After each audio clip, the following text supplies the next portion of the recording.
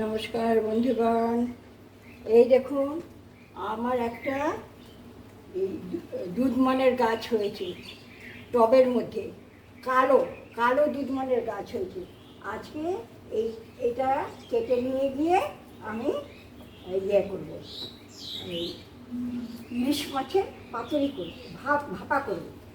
এই যে একটা কাটলাম, এই দুটো কাটলাম, এই তিনটা কাটলাম, এই 4 নম্বরটা কাটলাম। এই 4টা পাতা দিয়ে আমাদের দুজনের খুব ভালোভাবে হয়ে যায়। আমার নিজের গাছের পাতা দিয়ে আজকে ইলিশ ভাপা পাতুরি করব। হ্যাঁ, দেখতে থাকুন আপনারা বন্ধুগণ। আজকে আপনাদেরকে আমি ইলিশ মাছে একটা এই দুধমান কচু আছে, এটা হলো আমার কালো দুধমান। আমার নিজের একটা টবে লাগিয়েছিলাম, 4টা পাতা হয়েছে। আমি ভাবলাম তাহলে করি। আজকে যখন ইলিশ মাছ এসছে তখন মশলা দিয়ে মাখিয়ে কিভাবে আমি এটাকে ভাপা করব সেটা আপনাদেরকে দেখাচ্ছি। হ্যাঁ, আপনারা দেখতে থাকুন। এই দেখুন আমি নুন হলুদ মাখিয়েছি এটার মধ্যে। তারপরে এর মধ্যে দেব হচ্ছে আমি কালো সর্ষে, সাদা সর্ষে, এই যে নারকেল বাটা, আর সামান্য একটু পোস্ত দিয়েছি। এটা পেস্টের সময় দিয়ে দিয়েছি, সেই জন্য আর দেখালাম না। হ্যাঁ, দিয়েছি। এবার এটা সব মিশিয়ে আমি একসঙ্গে মাখাবো। নারকেলটা দিয়ে দিলাম, এর মধ্যে তেল দিয়ে দিলাম, 2 পালির মতন তেল দিলাম। ইলিশ মাছ তো, ইলিশ মাছে বেশি তেল লাগে না। আর নুন তো দেওয়া আছে, টেস্ট করে আবার দেখবো যে নুন আরও লাগবে কি লাগবে না। আচ্ছা, ভালো করে মাখালাম। মাখিয়ে এর মধ্যে কটা গোটা কাঁচা লঙ্কা দিয়ে দেবো, যার দরকার হবে সে টিপে খাবে। হ্যাঁ, তার জন্য এই 4-5টা কাঁচা লঙ্কা দিয়ে দেবো। প্রত্যেকটা ফোল্ডের মধ্যে একটা করে দিয়ে দেবো। প্রত্যেকটা পাতা, এই যে পাতাটা আমি কাঁচি দিয়ে কেটে দিচ্ছি। পাতাটা আমি এমনিভাবে এই একটা মাছের একটু মশলা এখানটায় দিলাম। একটু মশলা আমি এখানটায় দিলাম, আর এই যে মাছের সঙ্গে মাখা আছে মশলা, মাছটা দিলাম, আর একটা কাঁচা লঙ্কা দিয়ে দিলাম। হ্যাঁ, তারপরে পাতাটাকে এমনি করে ফোল্ড করব, এমনি করে ফোল্ড করে, মানে চারিদিক থেকে যাতে মশলাটা বেরিয়ে না যায়, ফোল্ড করে তারপরে আমি এই যে ক্রচের সুতোটা আছে, সুতোটা দিয়ে বেঁধে তারপর আপনাদের দেখাচ্ছি। এই দেখুন, এই ক্রচের সুতোটা দিয়ে আমি ভালো করে বেঁধে দিলাম। আমার পাতা ছোট ছোট তো, একটা পাতা একটু ফেটে গিয়েছিল বলে আমি ওইটা দিয়ে দিয়েছি। আমার 4টা হওয়ার কথা ছিল, সেখানে 3টা হলো।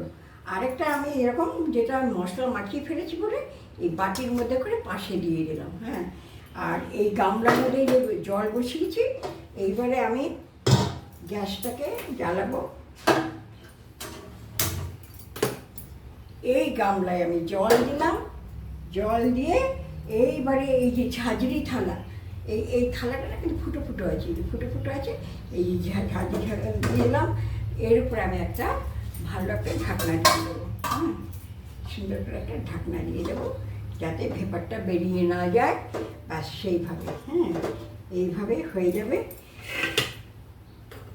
15 মিনিট পরে দেখবো উল্টে যে ওটা হয়েছে কিনা। আর তারপর আবার যদি দেখি যে প্রায় হয়ে গেছে, তার উল্টে আরেকটু দিয়ে নামিয়ে রাখবো। হ্যাঁ, আমাদের এখানে খুব এই থেকে বৃষ্টি হচ্ছে, আবার বৃষ্টি কমে যাচ্ছে, এই জন্য প্রচণ্ড গরম। আর যেটা আমি বলতে চাইছি, এই যে ডালগুলো রয়ে গেল, আমার 4খানা ডাল রয়ে গেল, এগুলো কিন্তু আমি ফেলবো না। হ্যাঁ, এটা দিয়েও ইলিশ মাছের ঝোল করলে খুব ভালো লাগে খেতে। যারা খেতে জানে তারা জানে যে এটা দিয়ে ইলিশ মাছের ঝোল করলে খুব ভালো লাগে। এটা আবার আরেকদিন আমি ইলিশ মাছের ঝোল করে আপনাদের দেখাবো। আমি কয়টায় দিলাম টাইমটা দেখে রেখে তারপরে আমি আসছি ফিরে। এই বন্ধুগণ দেখুন, হ্যাঁ, ঠিক 15 মিনিট বলেছিলাম আমি। 15 মিনিট পরে এসে দিচ্ছি, একদম পাতা নরম হয়ে গেছে। একদম পাতা সেদ্ধ হয়ে গেছে। দেখুন, সেদ্ধ হয়ে গেছে। 2 নম্বর আর এই 3 নম্বর, হ্যাঁ, একদম সেদ্ধ হয়ে গেছে। বাটির মধ্যে যেটা দিয়েছিলাম সেটাও ভাপা হয়ে গেছে। সেটাও খুব সুন্দর ভাপা হয়ে গেছে আর নরমও হয়ে গেছে। আর পাতা কম ছিল বলে আমি একটা বাটিতে দিয়ে দিলাম, একটা পাতা ফেটে গেল, তো ওইটাকে মেকআপ দেওয়ার জন্য আমার পাতা একটা কম পড়ে গেল। আর গাছও তো খুব ছোট আপনাদের দেখালাম, হ্যাঁ সেই জন্য। এইবারে আমি আর জলটা কী পরিমাণ দিয়েছিলাম, এই ঝাঁঝিটার মানে গায়ে যাতে টাচ না করে, হ্যাঁ দেখুন দেখাচ্ছি আপনাদেরকে। জল দিয়েছিলাম এমন পরিমাণে যাতে ঝাঁঝিতে টাচ না করে, হ্যাঁ। আর যা টকবক টকবক করে ফুটেছে, এইবার হয়ে গেছে। এর চেয়ে বেশি সেদ্ধ হলে আর ভালো লাগবে না। এইবারে আমি এটাকে নামাবো। এই দেখুন,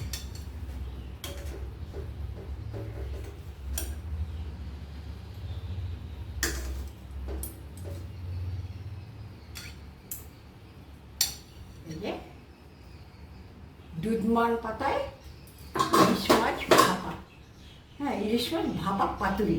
যেহেতু সর্ষে টর্ষে দিয়েছি, সর্ষে নারকেল কাঁচা তেল দিয়েছি। আর এইটা হলো এক্সট্রা, এই যে বাটিটা হলো এক্সট্রা, এটা আমার বেঁচে গিয়েছিল, তাই বাটি করে দেওয়া। তো কি সুন্দর ভাপা হয়েছে, হ্যাঁ ঠিক আছে। এখন এই পর্যন্ত, এবার আমরা খেতে বসবো, তখন বলবো কেমন হয়েছে খেতে। হ্যালো বন্ধুরা, এই যে আমার হাজব্যান্ড, ওনাকে খেতে দিচ্ছি ইলিশ মাছ, ওই যে কচু পাতায় করেছিলাম সেটা দিয়ে। এই যে ভাত দিয়েছি, আর হলো এই যে পাতার মাছটা দেবো, সাথে আরও অনেক কিছু আছে। এইটা প্রথমে উনি খেয়ে বলবেন কেমন হয়েছে, তারপরে অন্যগুলো দেবো। এই রায়, সুতোটা তো ছিটতে হবে। হ্যাঁ ঠিক আছে, আমি খুলে দিয়েছি। এটা 20 মিনিট লেগেছে আমার, আমি ঘড়ি দেখলাম 20 মিনিট, এদিক 10 মিনিট ওদিক 10 মিনিট, 20 মিনিটও হয়ে গেছে। এই যে সুতো। আচ্ছা, ভাতটা সরিয়ে দিলাম, একটু ভেঙে দিলাম, অল্প টেস্ট করে বলো, এটা পরে খাবে। আর অন্যান্য জিনিস আছে, অন্যান্য জিনিসগুলো আছে। আমার মেয়েরা আসেনি তো, তাই মানে রান্নার লোক আসেনি এই ঘরোয়া রান্নার, তাই জন্য আমার এই পেঁপে ভাতে দিয়েছি, ডাল আছে, পাঁপড় ভাজা আর মাছ। না খাও, খেয়ে বলো কেমন হয়েছে।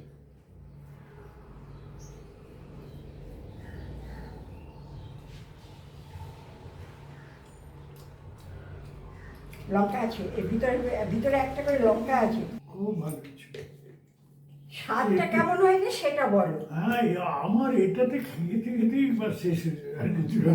ঠিক আছে, ওকে ঠিক আছে। রাখবে, ঠিক আছে। ভালো ঠিক করে- আছে, আর কিছু আসবে না, দাও তো। তোর আর কিছু লাগবে না, ঠিক আছে আর কিছু দেবো না। দরকার হলে আরেকটা মাছ নিয়ে নিও, এখানটা আছে, এখানে আছে। আচ্ছা, আমি তাহলে বন্ধুদের বলে দিই, আপনাদের কেমন লাগলো, ভালো লাগলো বলবেন, মন্দ লাগলো খুব ভালো বলবেন। লাগছে, হ্যাঁ, খেতে ইচ্ছা করবে। বলবেন। আর কমেন্টসের মাধ্যমে ভালো মন্দটা বলবেন, আর লাইক করবেন, সাবস্ক্রাইব করবেন, পারলে শেয়ার করে দেবেন। ওকে, অপূর্ব, থ্যাংক ইউ। অপূর্ব।